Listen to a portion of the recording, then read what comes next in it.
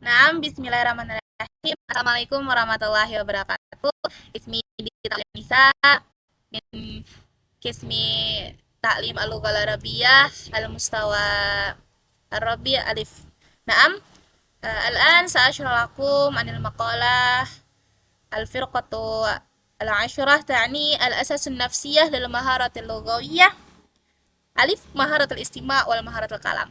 Baik, kali ini saya akan menjelaskan tentang asas-asas individu kemampuan berbahasa, yakni dalam dua asas yang awal, yaitu adalah maharatul istima dan maharatul kalam, yakni keterampilan mendengar atau menyimak, dan juga maharatul kalam, yaitu maharah keterampilan dalam berbicara. Nah, maharatul istima ataupun keterampilan menyimak itu adalah kemampuan mendengarkan dengan penuh perhatian, pemahaman, dan juga tidak hanya sekedar mendengarkan secara pasif, namun juga mendengarkan secara aktif, yakni berbeda dengan yang pasif nih tadi. Nah, menyimak adalah proses aktif yang melibatkan fungsi kognitif dan juga emosional. Nah, dalam menyimak, seorang tidak hanya menerima bunyi, seperti ya udah dengerin aja, tetapi ia juga dapat memahami makna, menafsirkan pesan, memahami pesan, serta merespon berdasarkan apa yang ia ketahui dan juga pengalaman yang ia miliki. Oleh karena itu, maharah istima, keterampilan menyimak ini juga sangat penting untuk kemampuan berbahasa yang kompleks dan penting dalam komunikasi. Nah, selanjutnya ada maharah kalam, maharatul kalam, yakni keterampilan berbicara. Apa sih keterampilan berbicara itu? Nah, keterampilan berbicara itu sangat penting dan juga sangat dibutuhkan untuk setiap individu untuk mengomunikasikan ide ataupun pikiran serta perasaannya secara efektif.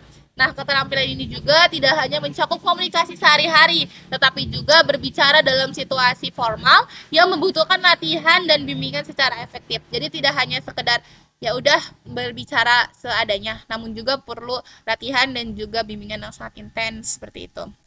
Kemudian berbicara juga berperan dalam membentuk generasi yang cerdas, kritis, dan juga berbudaya. Nah, menurut pandangan Vygotsky, berbicara berkaitan langsung dengan perkembangan kognitif dan berfungsi sebagai alat budaya serta sarana berpikir.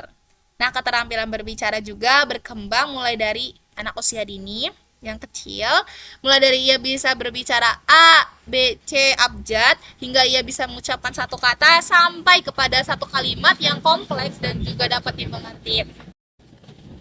Melalui berbagai aktivitas, kemampuan berbicara ini juga bisa dilatih, contohnya melalui pidato, membaca cerita, membaca puisi, terus juga storytelling dan lain-lain. Ini juga termasuk dalam simulasi percakapan ataupun simulasi berbicara, stimulasi ya. Kemudian ada nih prinsip-prinsip psikologi dalam keterampilan menyimak. Apa sih? Keterampilan menyimak merupakan proses aktif yang tidak hanya mengandalkan kemampuan mendengar, namun juga keterlibatan tadi kognitif dan psikologis. Prinsip-prinsip ini juga prinsip-prinsip psikologi ini berperan penting dalam menyimak, mencakup perhatian, persepsi, dan motivasi tentunya. Kemudian perhatian juga diperlukan untuk fokus dan menyaring informasi yang relevan. Persepsi juga membantu dalam menafsirkan makna berdasarkan pengalaman dan latar belakang masing-masing individu. Kemudian motivasi nih, motivasi itu sangat penting untuk mendorong penyimak untuk terlibat secara aktif dan kritis dalam proses mendengarkan. Nah, tiga prinsip yang tadi sudah dijelaskan itu sangat efektif dalam konteks komunikasi maupun pembelajaran. Kemudian ada pembahasan tentang prinsip-prinsip psikologi dalam keterampilan berbicara. Nah, pembelajaran keterampilan berbicara perlu dirancang dengan mempertimbangkan prinsip-prinsip psikologis yang mendukung perkembangan peserta didik. Nah,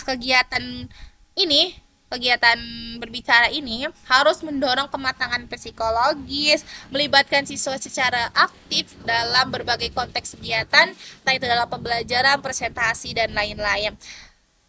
Interaksi serta dibarengi dengan strategis yang tepat. Jadi penting banget nih untuk strategis juga. Nah, kemudian selain itu, pelajaran perlu diiringi dengan evaluasi berkelanjutan dan diarahkan untuk membentuk siswa menjadi pembicara yang kreatif dan kompeten kompeten sesuai di bidangnya. Oleh karena itu, guru juga harus menerapkan pendekatan yang sungguh-sungguh, sistematis dan berkelanjutan kepada anak didiknya agar tujuan pembelajaran berbicara ini juga dapat tumbuh dan juga berkembang secara maksimal. Baik, mungkin sekian dari saya. Untuk selanjutnya, terima kasih. Wallahu alam. Saya akhiri. Wassalamualaikum warahmatullahi wabarakatuh.